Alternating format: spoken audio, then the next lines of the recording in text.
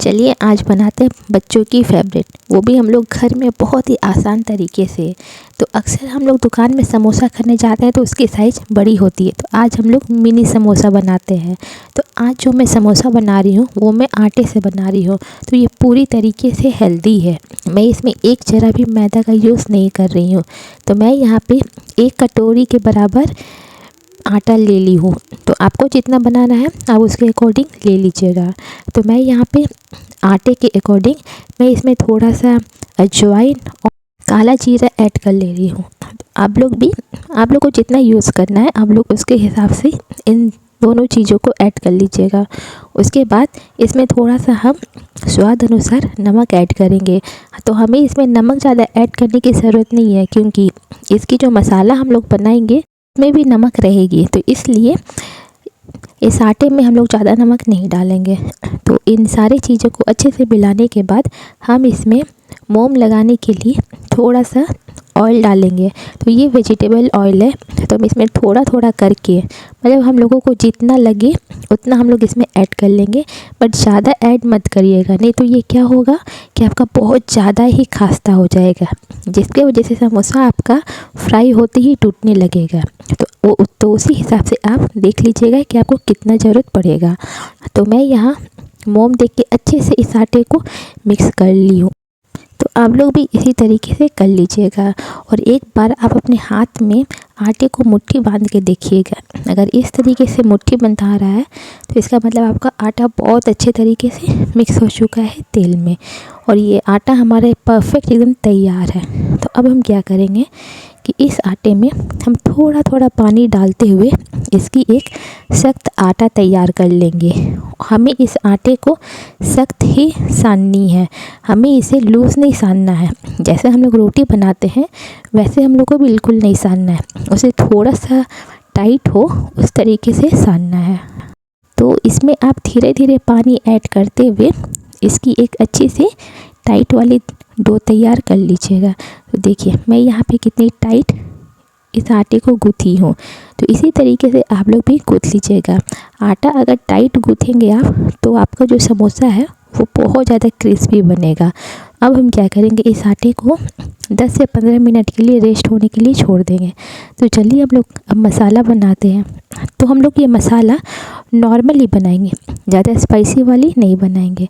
तो जब हमारा तेल गर्म हो जाएगा तो हम उसमें थोड़ा सा गोटा जीरा डाल देंगे। उसके बाद हम उसमें कुछ कटा हुआ प्याज को डाल देंगे। उसके बाद इन सारी चीज़ों को अच्छे से हम होने के लिए छोड़ देंगे। तो हम इस प्याज को बस प्याज की कच्चापन चले जाए उतने तक ही फ्राई करेंगे, बस 2-3 मिनट के लिए ही। तो देखिए मैंने 2-3 मिनट के लिए ही फ्राई की हूँ, पूरी तरीके से मैं इस प्याज को ब्राउन नहीं की हूँ। तो ये मेरा प्याज 2-3 मिनट के लिए बहुत अच्छे से फ्राई हो चुका है। अब हम क्या करेंगे, इसमें थोड़ी सी कटी हुई मिर्चा ऐड कर देंगे, और थोड़ा सा मैं इसमें बादाम ऐड कर रही हूँ। तो ये ऑप्शनल है, अगर आपके पास है तो डालिएगा, नहीं तो आप इसे स्किप कर सकते हो। और ठीक उसी वक्त हम लोग इसमें कुछ मसाला ऐड कर देंगे, जैसे नमक, हल्दी, जीरा और धनिया। बस इतने ही हम लोग मसाला ऐड करेंगे और इसमें कुछ ऐड नहीं करेंगे। मसाला जितनी सिंपल रहेगी इसकी जो फीलिंग है वो उतनी ज़्यादा टेस्टी बनती है। तो मैंने 5 मिनट के लिए मसाला को अच्छे तरीके से फ्राई कर ली हूँ। उसके बाद मैं यहाँ पे उबली हुई आलू को पहले ही मैश कर ली थी।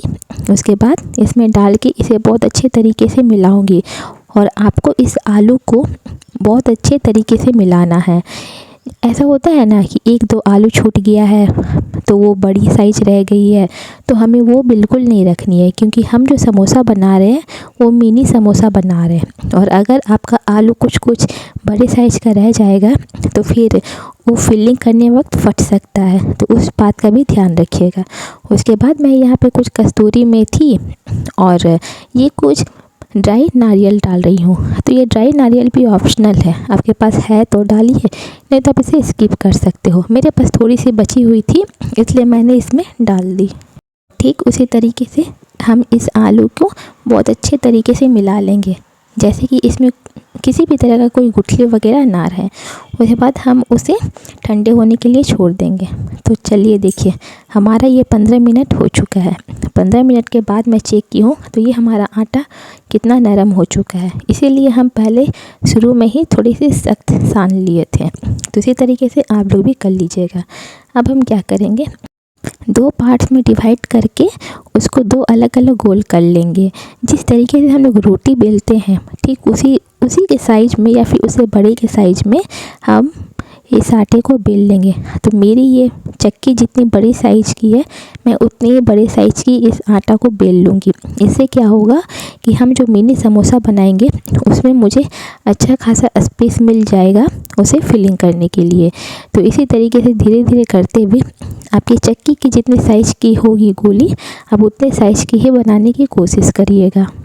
देखिए, मेरी चक्की की साइज़ की ही मैं ट्राई की थी, बस थोड़ी सी ऊपर नीचे कम है, बट कोई बात नहीं, ये चल जाएगी। तो अब हम क्या करेंगे, अब हम इसे इक्वल पार्ट्स में डिवाइड कर देंगे।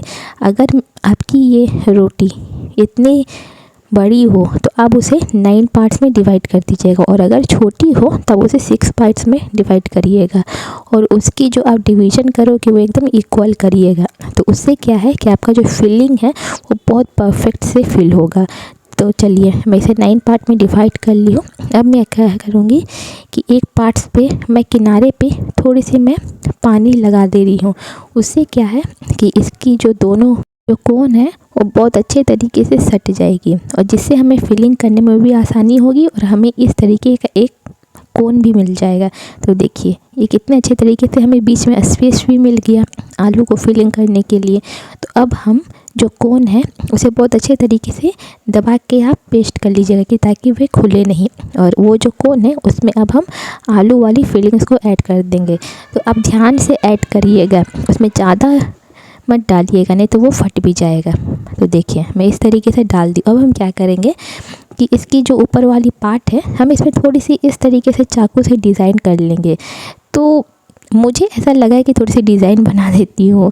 अगर आपको नहीं पसंद है तो आप इसे डायरेक्टली भी इसके ऊपर पानी लगा के और आप उसको आलू को कवर करते हुए इस तरीके से कोन में जाके चिपका दीजिएगा। तो आपको एक मिल जाएगा मिनी समोसा की शेप। देखिए, ये एकदम समोसा की तरह लग रही है ना, बस छोटी लग रही है।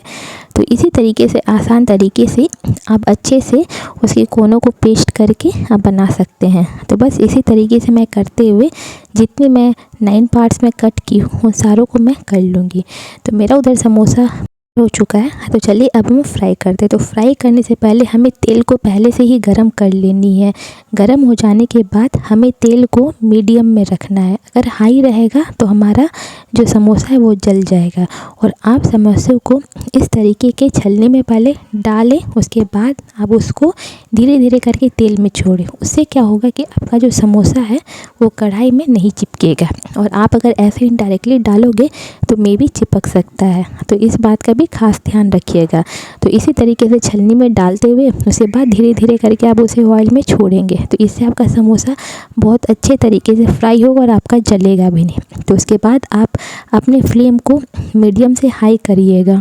धीरे धीरे करके जो गोल्डन ब्राउन कलर तक आप इसे फ्राई होने के लिए छोड़ दीजिएगा, और आप इसी तरीके से इसे अलट पलट करते रहिएगा ताकि समोसा बस एक ही साइड ना हो, वो चारों तरफ से हो। तो देखिए, मेरा ये जो तेल है एकदम मीडियम फ्लेम में है, इसलिए मेरी ये समोसा बहुत ही परफेक्ट बन रही है। देखिए, मुझे ये बनाने में 5 मिनट लगी है, क्योंकि मैंने इसे मीडियम फ्लेम में बनाई हूँ। और मीडियम फ्लेम में आप पकाओगे तो आपका समोसा अंदर से बाहर सारे तरफ से बहुत अच्छे तरीके से पकेगा। इसलिए मैं सजेस्ट करूँगी कि आप समोसा को मीडियम फ्लेम में ही पकाइएगा। देखिए, ये मेरा 6 मिनट लगा मुझे पकाने में, और कलर भी कितनी परफेक्ट आ चुकी है। तो आप लोग इसी तरीके से बनाइएगा। आपके बच्चे क्या, आप अपने घर में आए हुए गेस्ट को भी आप जब इसे सर्व करिएगा तो उन्हें भी इतनी ज़्यादा पसंद आएगी, क्योंकि ये समोसा साइज में मिनी है और बहुत ज़्यादा क्रिस्पी है।